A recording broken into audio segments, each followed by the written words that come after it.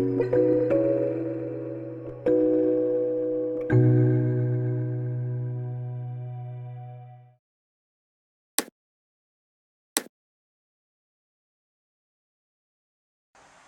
Swastiastu, Om Anobadrah Kratawo Yantu Iswata. Assalamualaikum warahmatullahi wabarakatuh. Salam kebajikan, salam rahayu, salam sejahtera untuk kita semua. Karena subscriber dan follower dari Pasraman Bali Eling Spirit, dari lintas agama, dari berbagai macam latar belakang, suku, agama, dan kepercayaan yang ada. Jadi izinkan saya Sri Bagawan Sri Prada Baskara menyambut dengan hangat, dengan penuh kebahagiaan kepada para jiwa-jiwa yang begitu indah di dalam kehidupan ini. Dan saat ini saya ingin berbagi tentang penghalang-penghalang dan juga penggagal di dalam perjalanan hidup kita, terutama menjadi seorang yogi, menjadi seorang spiritualis, menjadi seorang anak manusia di dalam perjalanan hidup untuk mencapai kesempurnaan. Nah, jadi seyogianya semua anak manusia di muka bumi ini, di dunia ini, harus selalu menemukan kesejatian dirinya. Harus selalu eling kepada Sangkan Paraning Dumadi. Agar tidak selalu kita terjebak oleh drama-drama kehidupan yang sifatnya itu sering membuat kita itu hanya sebagai hiburan saja. Nah, jadi saat ini sudah barang tentu yang paling mengganggu di dalam kehidupan saat ini adalah, dan sekaligus juga menjadi hiburan yang paling sempurna, yaitu HP atau gadget. Nah, gadget ini menjadi alat dan sekaligus menjadi penghalang dalam proses perjalanan kita, tergantung bagaimana kita menggunakannya. Sama juga tubuh kita. Tubuh kita adalah alat atau gadget yang paling sempurna untuk kita gunakan, bisa juga menjadi penghalang untuk mencapai kesempurnaan dan perjalanan mencapai kesejatian diri kita. Nah, jadi kita harus mampu menggunakan berbagai macam perspektif ya. Harus mampu menggunakan berbagai macam perspektif sehingga kita menemukan perspektif itu yang tepat gitu. Jadi tidak berdasarkan hanya dari segi materialnya saja. Itu di dalam ajaran yoga nih dikhususkan untuk para pencari, para pejalan ataupun pencari jati diri, pencari jalan spiritual, dan terutama praktisi yoga atau guru yoga. Ini yang biasanya jadi penghalang di dalam perjalanan kita. Makanya di dalam Yoga Sutra Patanjali sangat jelas sekali disampaikan, yaitu Awidya, Asmita, Raga, Dwesa, Abhiniwesa, Klesa. Jadi ada 5 penghalang di dalam perjalanan hidup kita, di dalam menjalankan sadhana yoga kita. Dan itu sudah tertuang di pada yang kedua, yaitu sadhana pada, yaitu Awidya, Asmita, Raga, Dwesa, Abhiniwesa, Klesa. Apa saja itu? Yang pertama adalah awidya. Awidya ini adalah kalau di bahasa Inggriskan itu ignorant, cuek, gitu. Skeptik, tidak mau tahu, dan bahkan neglect, mengabaikan. Awidya juga berarti kebodohan, ketidaktahuan, dan tidak mau tahu. Awidya itu artinya tidak mengerti dan tidak mau mengerti. Nah, ini kalau tidak tahu dan akhirnya menjadi tahu, bukanlah awidya. Tapi tidak tahu dan tidak mau tahu, ini adalah awidya. Inilah akar, fondasi, dan juga penyebab yang paling utama kegagalan kita sebagai manusia. Dan juga penderitaan kita di dalam proses perjalanan. Nah, termasuk sebagai seorang yogi, termasuk sebagai seorang spiritualis. Kenapa saya sebut sebagai spiritualis? Karena semua manusia adalah spiritual. Semua hidup ini adalah spiritual. Karena tidak bisa kita hidup tanpa spiritual. Dan begitu juga sebaliknya, tidak bisa hidup tanpa material. di dalam perjalanan hidup kita tidak boleh hanya mengutamakan satu hal saja atau satu sisi saja. Kita akan bingung kalau hanya ngurusin material saja. Kita juga tidak bisa membumi, tidak memahami secara utuh kalau hanya ngurus spiritualnya saja. Nah, jadi saya sebut sebagai spiritualis adalah manusia yang dalam proses pencarian jati dirinya melalui jalan spiritual. Spiritual berasal dari kata spirit dan ritual. Spirit itu adalah cahaya, ritual itu adalah tindakan. Ritus dan aktual. Nah, jadi dalam proses itu pun ada penghalang-penghalang seperti yang disampaikan barusan. Itu avidya. Avidya ini adalah dasar hidup kita. Di semenjak lahir kita sudah memang avidya. Makanya kita dibimbing oleh orang tua kita. Guru yang paling pertama di dalam kehidupan kita itu adalah orang tua kita sendiri. Bahkan di dalam kandungan kita dibimbing oleh energi, DNA, pengetahuan melalui orang tua kita sendiri. Jadi kita harus melawan kecuekan kita sendiri terhadap keadaan di lingkungan kita ataupun diri kita sendiri. Kita harus melawan skeptik kita atau tidak mau tahu kita agar menjadi semakin tahu, semakin mengerti bagaimana seharusnya hidup ini berlalu, bagaimana seharusnya hidup ini dihadapi, bagaimana seharusnya hidup ini harus dilalui secara terus-menerus, secara konstan di jalan Dharma, harus di jalan Dharma. Memang di dalam setiap manusia ada adharma, ada dharma. Nah, bagaimana memahami antara dharma dan adharma sehingga kita mampu menjalankan dharma hidup kita. Yang pertama harus dilampaui, harus dilawan, yaitu kecuekan kita, ketidaktahuan kita, ketidakmengertian kita, keacuh tak acuhnya kita. Itulah widya. Artinya tidak, widya artinya pengetahuan. Tidak berpengetahuan dan tidak mau berpengetahuan. Itu. Pengetahuan jati diri dan pengetahuan teknik-teknik hidup di luar diri kita. Pengetahuan spiritual dan juga pengetahuan material. Ini keduanya harus seimbang. Itu. Kemudian yang kedua, asmita. Nah, ini keakuan. Asmita, keakuan atau ego, merasa diri yang paling benar, merasa diri yang paling top, merasa diri yang paling tahu, paling top, paling hebat, paling kaya, paling dan paling yang lain-lainnya juga. Ini kadang-kadang menjadi jebakan buat diri kita sendiri karena semua itu muncul dari dalam diri kita sendiri.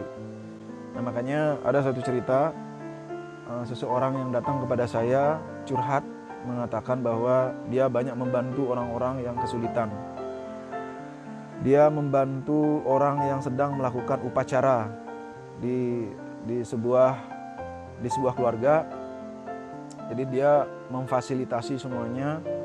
Dia memberikan dana agar upacara tersebut berjalan dengan lancar. Padahal di dalam aturan manapun, di dalam kitab manapun, sebuah aturan itu artinya persembahan, baik secara pribadi maupun bentuknya diwajibkan. Itu. Baik dalam bentuknya itu adalah sebagai sukarela atau diwajibkan oleh satu kelompok, itu harus disampaikan, dipersembahkan dengan penuh tulus ikhlas.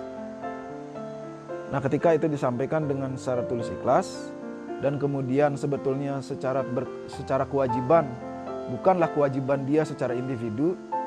Kewajiban yang namanya upacara di sebuah kelompok keluarga itu berarti kan setiap individu dari kelompok tersebut. Nah, lama-kelamaan karena sering dia memberikan yang namanya persembahan, memberikan yang namanya dana, memberikan yang namanya punya, memberikan yang namanya kemanjaan bagi kelompok tersebut.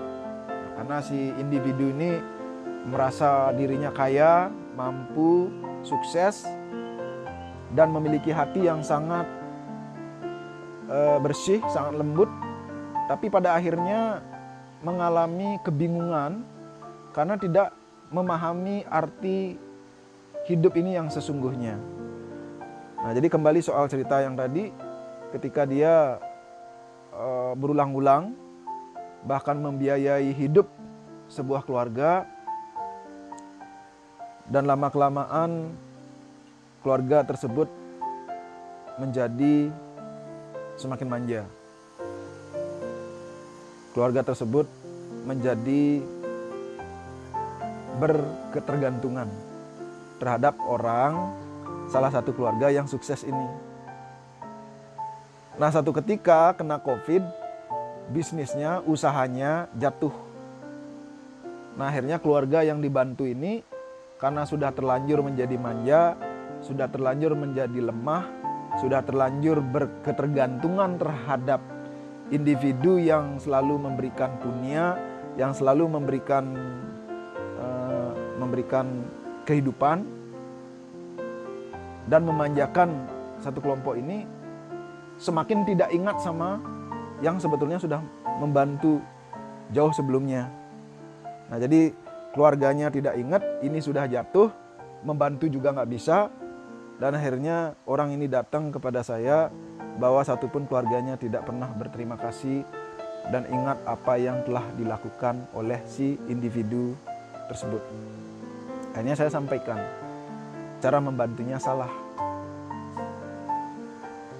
cara beriadnya salah, karena telah membuat orang lain itu jadi manja. Dharma hidupmu bukan untuk membiayai, membayar, ataupun menalangi apa yang sebetulnya menjadi kewajiban bagi setiap individu tersebut. Itu yang pertama. Yang kedua, kesalahan yang pertama. Kesalahan yang kedua, ketika kita memberi sesuatu, orang lain itu tidak punya kewajiban untuk mengembalikan sesuatu tersebut kepada diri kita. Jadi ketika membantu sesuatu, jangan pernah berharap, berekspektasi untuk orang itu ingat ataupun mengembalikan apa yang sudah kita berikan. Karena di dalam kehidupan ini, idealnya sebetulnya adalah kita memberi manfaat kepada orang lain tanpa mengharapkan apapun untuk kembali. Karena alam semesta ini, Tuhan yang Maha Kuasa sudah menyediakan segala sesuatunya untuk kita gunakan sesuai dengan porsi yang kita butuhkan.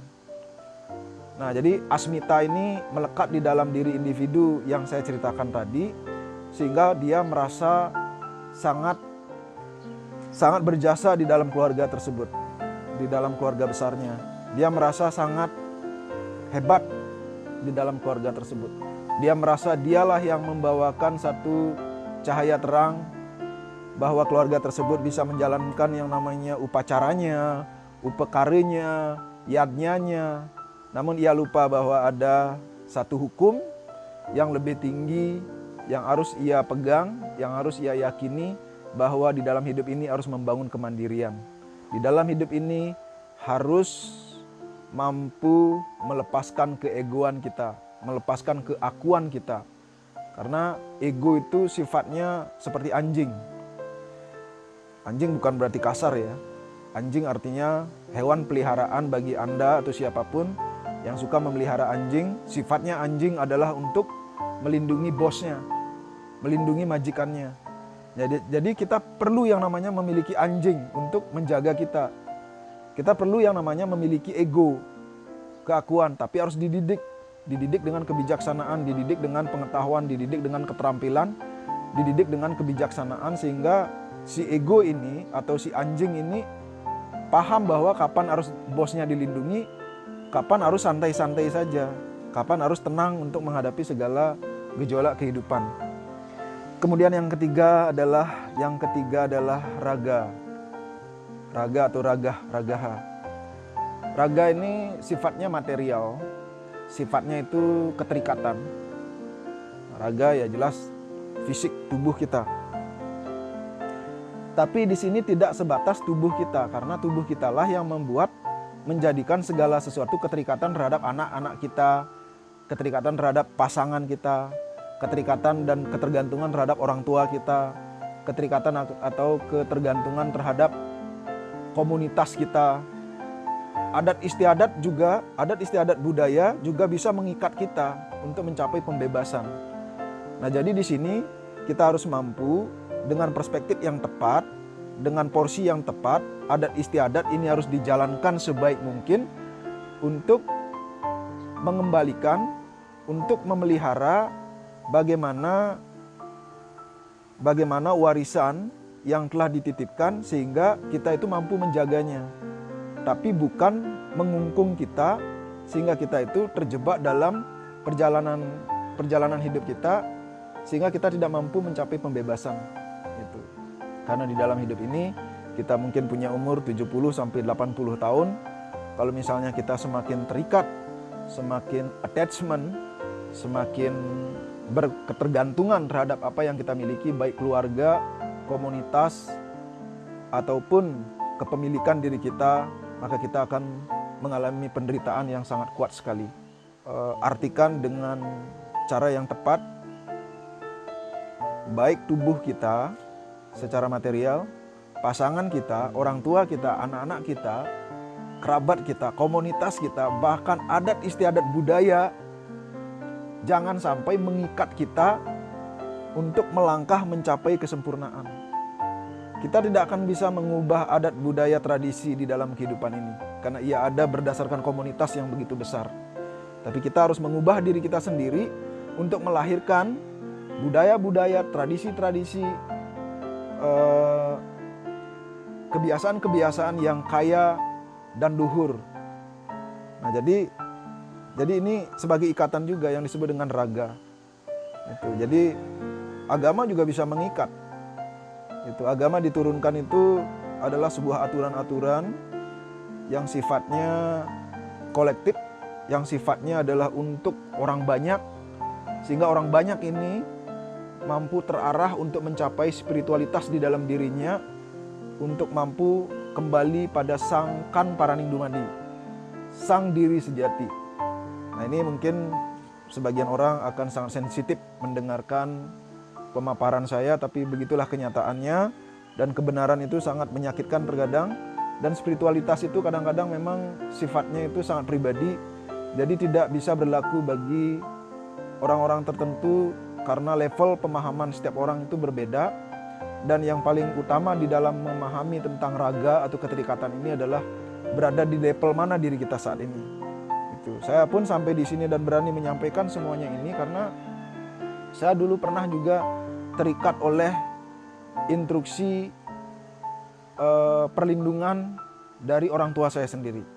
Tapi untungnya saya punya orang tua yang sangat mandiri dan membebaskan anaknya untuk terus melangkah mencari kebenaran-kebenaran sejati baik ke dalam diri maupun keluar diri, sehingga mampu menyimpulkan bagaimana sih seharusnya hidup ini. Bagaimana sih seharusnya hidup ini. Itu keterikatan, raga, attachment yang harus kita pahami. Dan yang keempat adalah duesa. Duesa ini adalah kebencian. Contoh, ada seseorang benci pada gurunya. Saking bencinya pada gurunya, akhirnya dia tidak mau belajar sama gurunya. Nah, kebencian itu pun akhirnya membawa penghalang untuk sebuah pembelajaran. Ada yang benci sama pasangannya, sehingga tidak mampu bekerja sama untuk mencapai dan juga menemukan makna hidup, menyelesaikan apa yang sudah direncanakan. Benci pada orang tuanya, benci pada hidupnya, benci pada satu peristiwa. Nah, kebencian ini juga disebabkan oleh yang berhubungan dengan klesa-klesa yang sebelumnya dari awidya, asmita, dan juga raga ini. Ini bisa menghasilkan kebencian juga. Nah, ini harus hati-hati. Kebencian-kebencian, ketidaksukaan kita terhadap sesuatu akan menjadi penghalang untuk kita melangkah melampaui kebencian tersebut, melampaui ketidaksukaan tersebut. Itu muncul di dalam cakra-cakra diri kita. Kalau misalnya cakra diri di dalam diri kita tidak alignment, tidak bersih, itu. Makanya ini diturunkan ajaran yoga dan meditasi agar kita selalu membersihkan semua klesa-klesa di dalam diri kita. Ketika diri kita sudah bersih, cakra-cakra kita sudah bersih, sudah aktif sangat bagus pun tidak menjadi jaminan bahwa klesa-klesa itu tidak hadir di dalam diri kita. Karena tidak boleh diam, seperti air mengalir di sungai, selama proses kehidupan ini terjadi, air itu akan terus mengalir dan tidak pernah berhenti di satu tempat. Dan kemudian yang kelima, abhiniwesa. Nah, ini yang paling marak sekali terjadi saat ini. Dalam retreat di Pasraman Bali Healing Spirit, hampir 80% orang yang datang mengalami abiniwesa. Apakah abiniwesa? Abiniwesa adalah ketakutan, kecemasan, kesengsaraan terjadi karena takut mati. Padahal mati itu adalah keniscayaan. Mati itu bisa hadir datang kapan saja. Nah, jadi meditasi juga sebetulnya kita belajar mati selagi hidup. Kita belajar mati selagi hidup. Kita belajar menerima segala kemungkinan di saat kita itu masih hidup. Termasuk menerima kecemasan kita, menerima ketakutan kita, menerima segala sesuatu yang mungkin terjadi begitu saja di dalam hidup Anda, di dalam hidup saya, maupun orang lain. Sehingga kita itu menjadi cemas, efeknya itu takut. Efeknya itu penuh dengan kekhawatiran gitu. Khawatir terhadap kematian. Itu. Nah, saya akan berikan tips ya. Saya akan berikan satu pemahaman. Kalau leluhur kita mengajarkan kita yang disebut dengan suka, duka, lara, pati.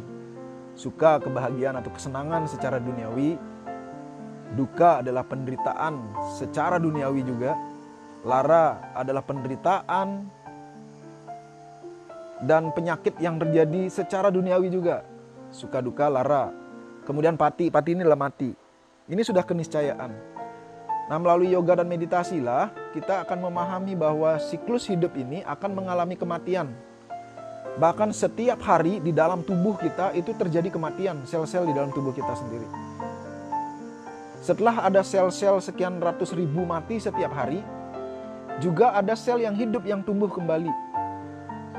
Itu. Nah, jadi siklus punarbawa atau reinkarnasi ini terjadi juga diri kita. Dan kita mungkin lahir ratusan ribu kali di dalam kelahiran, di dalam kehidupan ini. Cuman hanya tetap sekali menjadi diri Anda.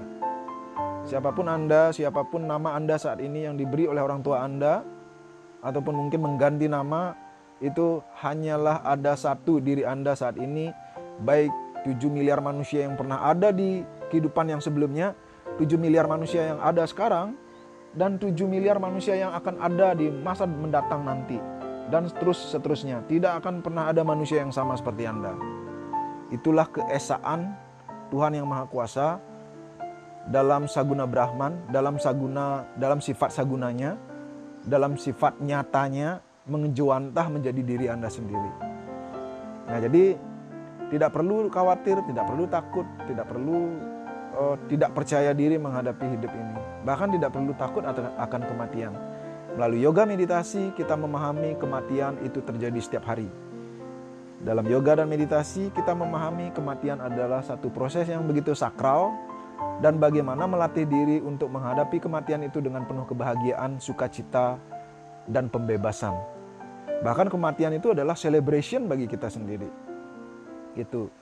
Nah, jadi mari kita lampaui klesa-klesa tersebut. Ada 5, dan saat ini yang menjadi penghalang yang sangat kuat dalam mencapai kesempurnaan yaitu klesa di mana kita terikat oleh gadget kita.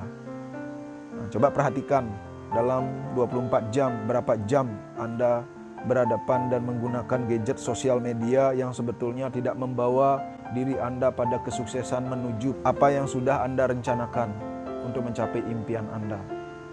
Beda kalau misalnya memang gadget Anda membantu Anda untuk hidup, memperlangsungkan hidup Anda, dan ada impian di dalamnya, ada rencana di dalamnya, ada pekerjaan di dalamnya, that's fine, nggak masalah.